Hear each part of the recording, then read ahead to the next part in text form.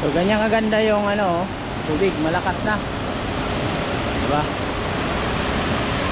Malakas na. So lalapit tayo doon sa bagsak ng tubig. Yun, i-ano lang natin siya, dikitan natin para kitang kita. Klarong klaro. Okay, let's go, samahan nyo ko.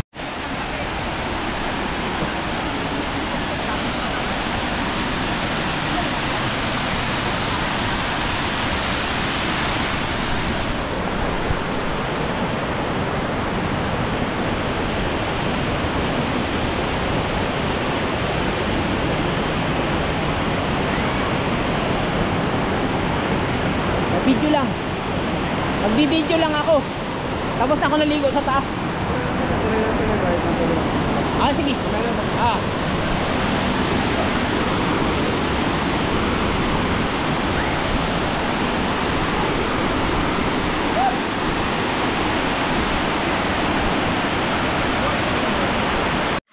So ganito po kaganda ang Wawa Dam. Ayan yung bagsak ng tubig. So kitang-kita niyo naman kung gaano kaganda, 'di ba?